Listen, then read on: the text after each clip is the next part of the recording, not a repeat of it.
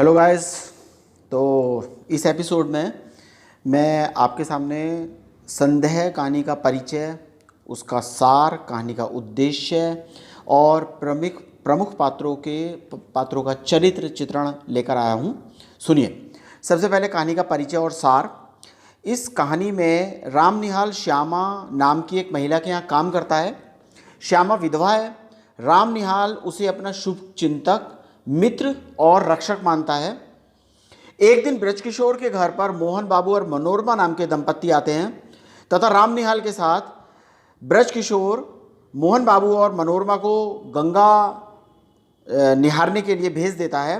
वहाँ पति पत्नी की बात सुनकर यह स्पष्ट हो गया है कि दोनों मोहन बाबू और मनोरमा में वैचारिक मतभेद है। मोहन बाबू को संदेह है कि ब्रजकिशोर उसे पागल सिद्ध करना चाहता है, जिससे कि ब्रजकिशोर उसकी संपत्ति का प्रबंधक बन सके। राम निहाल के मन में यह संदेह या भ्रम उत्पन्न हो जाता है, जो इस कहानी का मूल उद्देश्य भी है, कि मनोरमा उसे चाहती है क्योंकि उसे वह लगातार पत्र लिख रही है। राम निहाल जब श्यामा के यहाँ से जाने का कोशिश करता है तो राम निहाल एक चित्र को देखकर आंसू बहाता है। यह चित्र श्यामा का है। राम निहाल के हाथ में अपना चित्र देखकर श्यामा को आश्चर्य होता है। वह राम निहाल के मन के संदेह को दूर करने के लिए कहती है कि ना तो मनोरमा दुष्चरित्रा है और ना ही वो तुमसे प्यार करती है। वह तो और तुम अपने मन के विनोद के लिए तुमने एक अच्छा साधन जुटा लिया है, मेरा चित्र लेकर। वास्तविकता यह है कि मनोरमा अपनी सहायता के लिए तुम्हें अपने पास बुला रही है और श्यामा उससे कहती है कि जाओ, उसकी सहायता करो और लौट आओ, फिर मेरे यहीं लौट आना और तुमको अभी यहीं रहना है। यह कहानी का सार है। कहानी का उद्देश्य अब यह है, कहानी का उद्देश्य स्पष्ट करता है कि जब एक मनुष्य विभिन्न प्रकार की परिस्थितियों में रहता है तो उसके मन में अलग अलग प्रकार के संदेह जन्म ले लेते हैं, जो प्रायः वास्तविकता से दूर होते हैं। इन संदेह एवं भ्रमों के कारण व्यक्ति के व्यवहार में असंतुलन की भावना पैदा हो जाती है और ये संदेह व्यक्ति की मानसिकता को भी प्रभावित करते हैं। और इस प्रकार के जो संदेह जो व्यक्ति के मन में आ जाते हैं, उनका समय पर निवारण करना आवश्यक होता है। तो ये इसका उद्देश्य था। इसके बाद प्रमुख पात्रों का चरित्र चित्रण। सबसे प्रमुख पात्र इसमें राम निहाल है। राम निहाल कहानी का प्रमुख पात्र है। वह एक सज्जन, परिश्रमी तथा सबकी मदद करने वाला महत्वाकांक्षी व्यक्ति था। श्यामा के यहाँ आने से पहले वह अनेक जगह पर नौकरी करता है तथा घूम घूम कर अपना जीवन व्यतीत करता है। वह अंतर्मुखी भी है।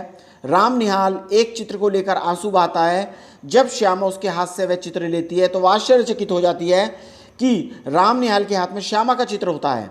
राम निहाल श्यामा से चुपचाप प्रेम करता है। दूसरी तरफ उसे ऐसा लगता है कि मनोरमा उससे प्यार करती है। इनके राम निहाल को लगता है कि मनोरमा उससे प्यार करती है तथा उसे पत्र लिखकर अपनी सहायता के लिए उसे बुला रही है।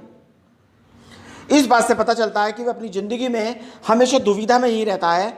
वह श्यामा के यहाँ परिस्थितियों का सामना ना करते हुए चुपचाप पटना जाने के लिए अपना सामान बांधने लगता है। वास्तव में राम निहाल श्यामा को अपना शुभ चिंतक, मित्र तथा रक्षक भी मानता है, जबकि दूसरी तरफ श्यामा एक दृढ़ चरित्र वाली महिला होती है।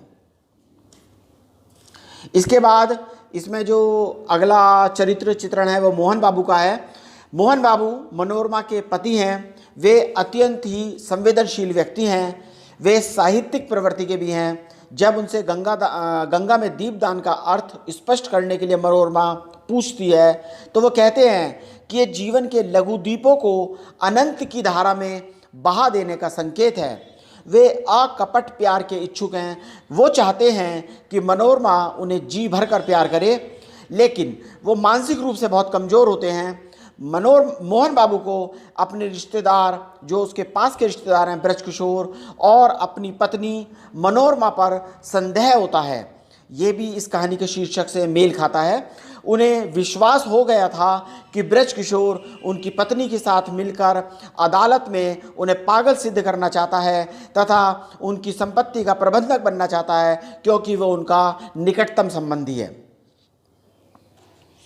इसके बाद जो मेन चरित्र आता है, चरित्र चित्रण आता है, वो मनोरमा का है।